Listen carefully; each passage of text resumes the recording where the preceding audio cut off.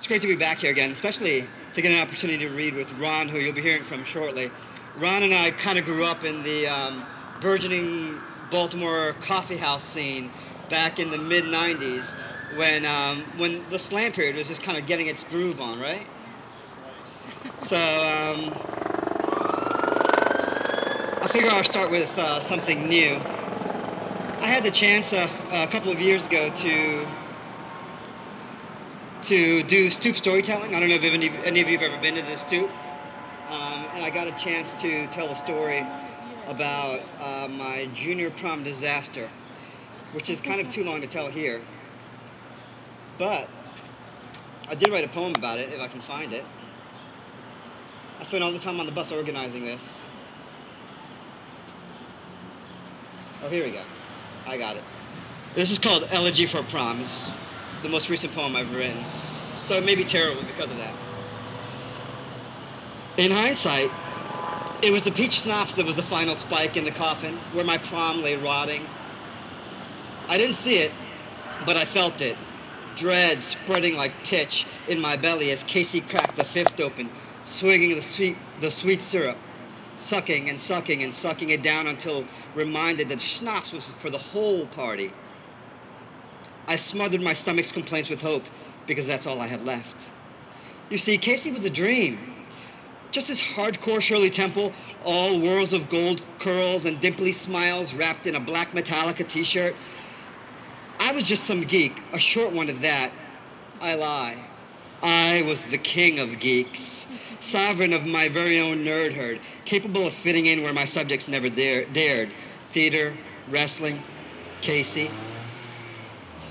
We were lunch friends, me and Casey, bonding over metal and math, but when I dared myself to ask her, I knew she would say no. Yes was worse. The pressure for the perfect prom, for a night full of stars and hands and tongues and, well, let's just say I was a Vesuvius pimple ready to pop pus all over poor Pompeii. Perfect's impossible, but as I watched her glide down the stairs, drowning in scarlet, as I nervously tied the corsage around her wrist while her parents snapped pictures, I allowed myself to believe. And that's where perfect died. Already running late, my broken stepfather with his broken English got lost. Had to stop for directions at a station full of broken white trash fools for whom it was more important to harass and laugh at the foreign guy than help. We finally arrived, our rush to have the photographer snap our pic. Starving, Casey and I explored the buffet, full of what began life as cold salads, now picked over and discolored with shrimp that was starting to smell. We ate rice. Band sadly won out over DJ, and we were tortured with songs that my mother would have danced to at her prom. We did dance to one. Celebrate, good times, come on. But you know how hard it is to celebrate misery. Frodo saved us. Just as Casey and I were commiserating with our eyes, trying to find a way out, Frodo approached to let us know he and Sammy were leaving for the senior party, inviting us along. Here was my last chance. I ran to the payphone, called my mother, and lied. A group of us were heading to the harbor to find real food and hang out. Mother would meet us at midnight at Chi-Chi's that was once on the corner of Lombard and Market. As Casey and I slid into the back seat of Frodo's Mustang, I imagined sliding my hands under yards of scarlet satin in some secret, silent corner somewhere. And then I watched Casey guzzle a third of a fifth of peach schnapps. We split at the party. That was fine. I didn't want to blow yet another shot due to overbearing clinginess, a common complaint. I was sipping beer in the basement, sharing too many good times and goodbyes when I realized I'd lost track of time. Midnight was coming, pumpkin time. I scurried, hurrying to call a cab and find, where the heck is Casey? Someone thinks they saw her upstairs, maybe one of the bedrooms. I raced up, skipping steps, knocking on the first door I find, opening and just in time to see Casey being zipped up by the star player of the baseball team. I apologized and closed the door. It dawned on me, sulking back downstairs, Casey had hit a homer. I was the one who struck out. The cab ride should have been full of nothing but silence, space for me to seethe. I couldn't even have that.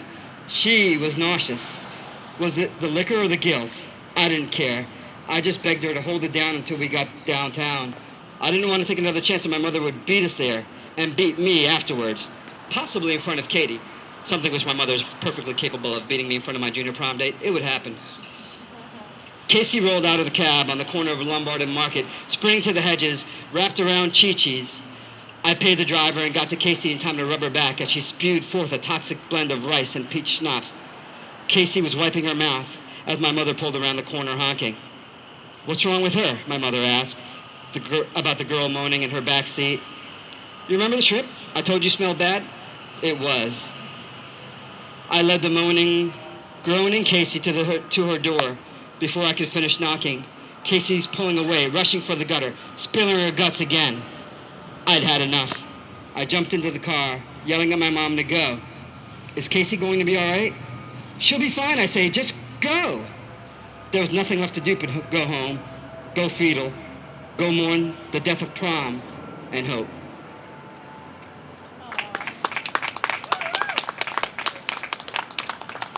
Okay, so those of you who know my poetry, which is actually a few of you I see here today, know I have an obsession with the moon.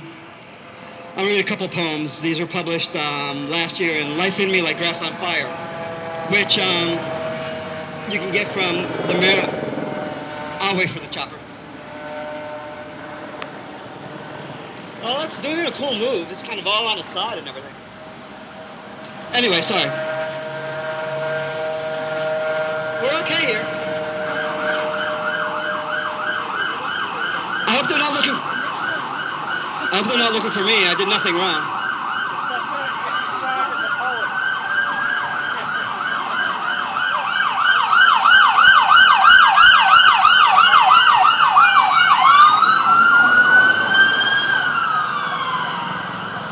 Okay, anyway, Life in Me Like Grass on Fire, it's a book of love poems by 50 of the best poets in Maryland, and you can get it from the Maryland Writers Association website. I was lucky enough to have a couple of poems in here. Of my moon poems, I'll start off with Lunacy. Very brief, inspired by seeing the moon in broad daylight. I love to see the moon at noon, high hanging in a cerulean sky, fighting the bright sun, proving her power does not rely on his absence. This one's called Phase. Waxing, she approaches cautiously, knowing her desire, but afraid of the price, the loss of everything, livelihood, trust, reputation, child, everything that she's fought so hard to build again. She is only ever completely full for a mere moment before lapsing, slipping back as slowly as she came. Waning, when she walks away, she takes with her the last vestiges of hope I can carry. I was virtually dry when night finally fell, revealing her glow, and now she slides slowly, solemnly into the dark, leaving me alone under a black sun. Her risks are greater, but mine may just prove fatal.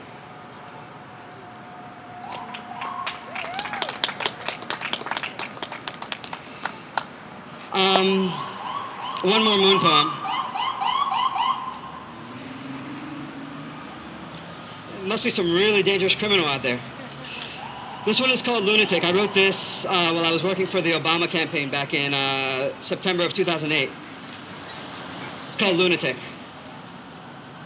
I see her eyes reflecting from the quartered moon, shining on my grinning forehead as I trudge around long suburban blocks, thinking of nothing